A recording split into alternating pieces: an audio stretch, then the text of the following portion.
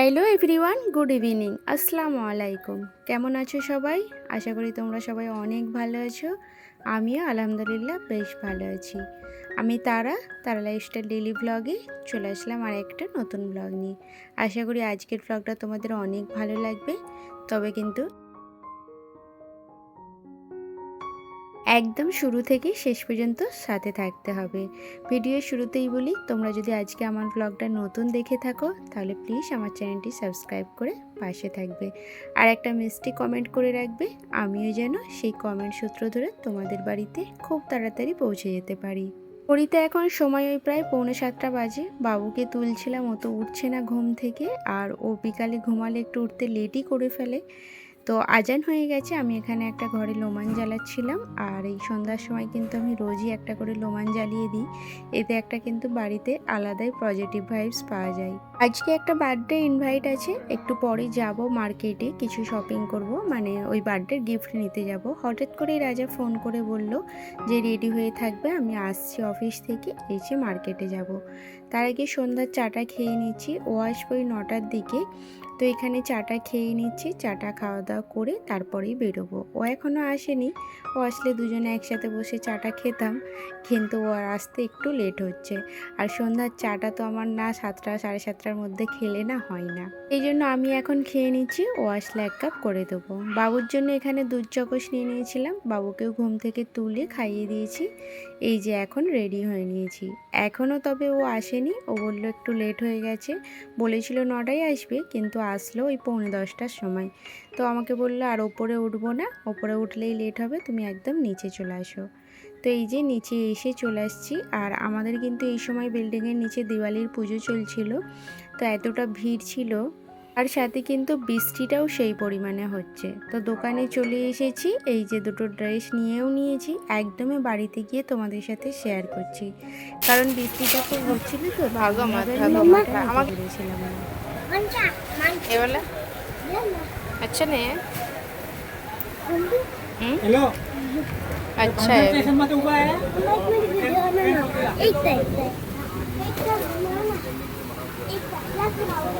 कौन मैं लो सगळी सोडले का नाही बस हो गया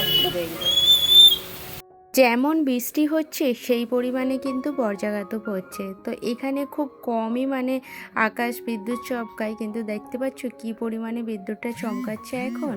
তো আমরা দাঁড়িয়েই আছি, আমরা এসেছিলাম 10টার সময়, আর দোকান বন্ধ হওয়ার সময় হয়ে গেছে, প্রায় 11:30 বাজতে যাচ্ছে। কি যে বৃষ্টি হচ্ছে কি বলবো। তো আমার না এই ড্রেসটা হঠাৎ করে চোখে পড়লো, তো কি সুন্দর লাগছিল ড্রেসটা, কিন্তু দামটা না শুনলে অবাক হবে, 2500 টাকার ড্রেসটার দাম। ভাবতে পারছো, ওই ড্রেসটা আমার খুব ইচ্ছে ছিল, রাজা বলছিল নিবে তো নিয়ে নাও, বাট 2500 টাকা দেখে আমি পিছিয়ে গেলাম, যে আমার দরকার নেই ড্রেসটা, তবে ভালো লাগছে কিন্তু নিলাম না। আর বৃষ্টি তো সেই পরিমাণে হচ্ছে দেখতে পেলে, আর কি পরিমাণে এখন পানিটাও জমে গেছে, 1 ঘন্টার বৃষ্টিতে পুরো রাস্তা ডুবে আছে। তো রাজা কিন্তু একটা অটো বুক করলো আমাদের জন্য, কারণ দাঁড়িয়ে দাঁড়িয়ে আর ভালো লাগছিল না, তো বৃষ্টিটা থামছিল না।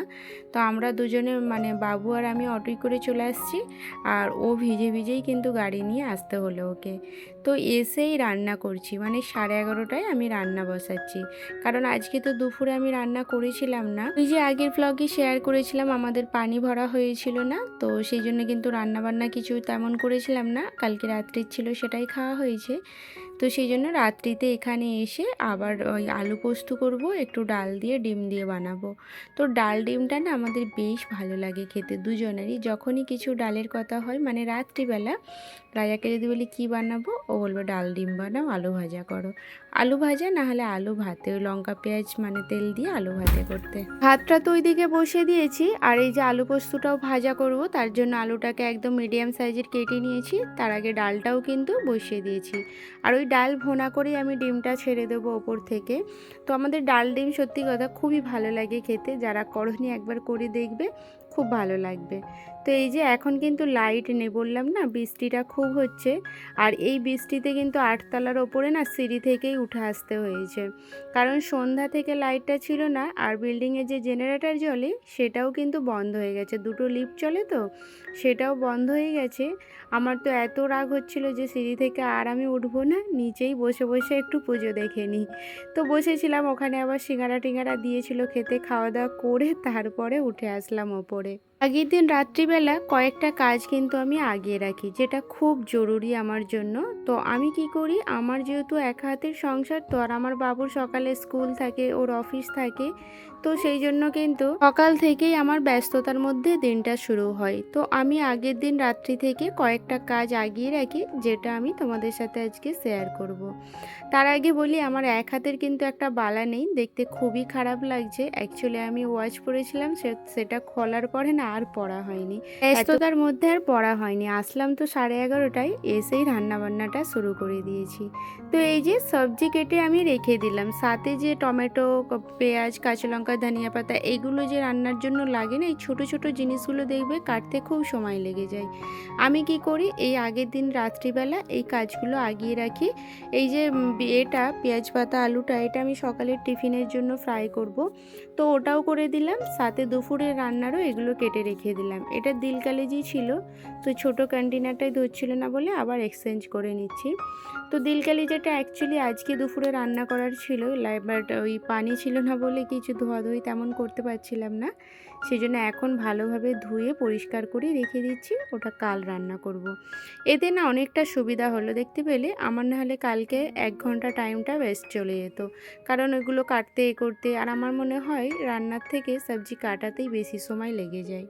এই কয়েকটা জিনিস যদি তোমরা করে রাখো, দেখবে খুব সুবিধা হবে পরের দিনে। আরও আছে, আমি সেগুলো শেয়ার করছি পরে, কারণ এই সব কাজগুলো যদি করে রাখো দেখবে অনেকটা কাজ আগিয়ে থাকে। তো এই যে আমার রান্নাটা হয়ে গেছে, এখন একটু শসা কেটে নিয়েছি, গাজরটা আর নেই, তো এই শসা, আলু ভাজা আর এই ডাল দিয়ে খাওয়া দাওয়াটা একদম জমিয়ে খাওয়া হয় কিন্তু এটা। তো এই যে যেমন এই একটা বড় কাজ, এই যে গ্যাস ক্লিন করা, বাসন টাসন ধুয়ে রাখা, এগুলো যদি গ্যাসের কাছে সব সময় থাকে, তো সকালবেলা উঠে দেখবে আমাদের হাউস ওয়াইফদের কী কাজ থাকে, উঠেই আগে কিচেনে চলে আসা। তো এই যে সকালবেলা ছেলের জন্য কিছু বানাতে হবে ওর স্কুলের জন্য, তারপরে ফের রাজার জন্য বানাতে হয়। এবার যদি এগুলো পরিষ্কার পরিচ্ছন্ন না থাকে তাহলে কতটা বিরক্ত ফিল হয় বলো তো। মানে সকালে উঠে না এইসব পরিষ্কার করা, বাসন ধোয়া আমার একদমই ভালো লাগে না। যতই রাত হোক আর যতই কষ্ট হোক, আমি এই রাত্রিবেলাতেই সব কাজগুলো সেরে রেখে দিই, কারণ রাত্রিবেলা আমাদের ঘুমাতে একটু লেট হয়ে যায়, আমাদের এমনিতেই লেটে ওঠা, লেটে ঘুমানো, সেই জন্য কিন্তু আমার রাত্রিতে একটু লেট করে ঘুমালেও অসুবিধা হয় না।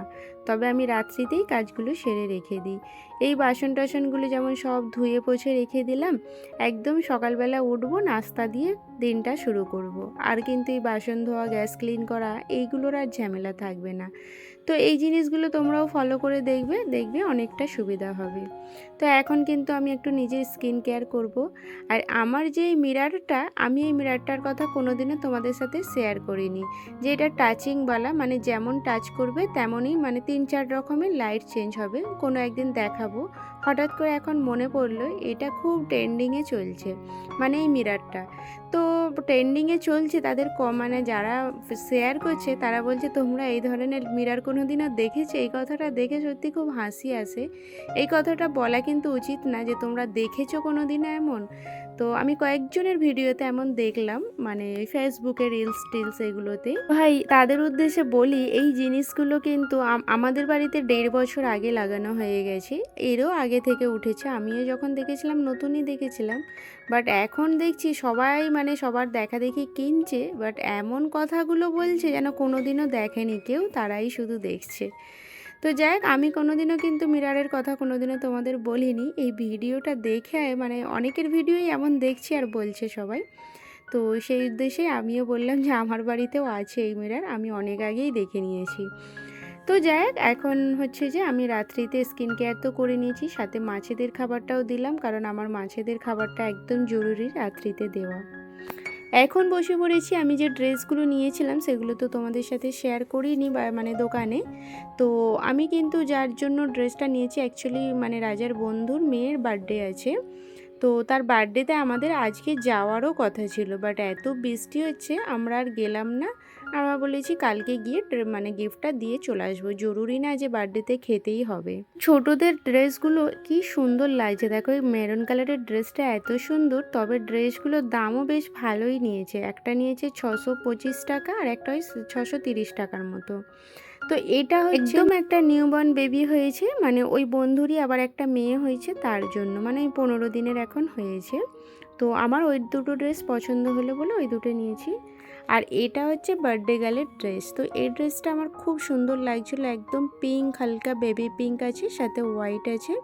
তো এই ড্রেসটারও খুবই দাম নিয়েছে। তো আমরা অ্যাকচুয়ালি যেই দোকানে আমাদের চেনাশোনা দোকানে কিনি সেই দোকানে তো যেতে পারছিলাম না বৃষ্টির জন্য, একটা অচেনা দোকানে ঢুকেছি, আর সেই অনুযায়ী দামগুলোও নিয়েছে এমন। তো আমিও কি ভাবলাম যে বার্থডে একবার দেবো, দেওয়ার মতোই দিই, যাতে দেখে তারাও যেন খুশি হয়। তবে বাচ্চাটা দেখে খুবই খুশি হয়েছে। আমি নেক্সট দিন দিতে গিয়েছিলাম, সেটার আর ভিডিও করিনি, কারণ ওনাদের বাড়িতে পুরো ফ্যামিলি থাকে, তো সবার সামনে আমার ভিডিও করতে ভালো লাগে না। যাক, রাত্রিতে আমার আর একটা কাজ থাকে। এই যে ভিজে কাপড়গুলো আমি কিন্তু যেগুলো সব ভিজে থাকে সেগুলো রাত্রিবেলা পাখার তলায় দিয়ে দিই, এটা কিন্তু সকালবেলা শুকিয়ে যাবে। এটাও একটা বড় কাজ কিন্তু কাপড় শুকানোর জন্য। তাহলে চলো, কেমন লাগলো অবশ্যই জানিও। দেখা হচ্ছে নেক্সট ভিডিওটা।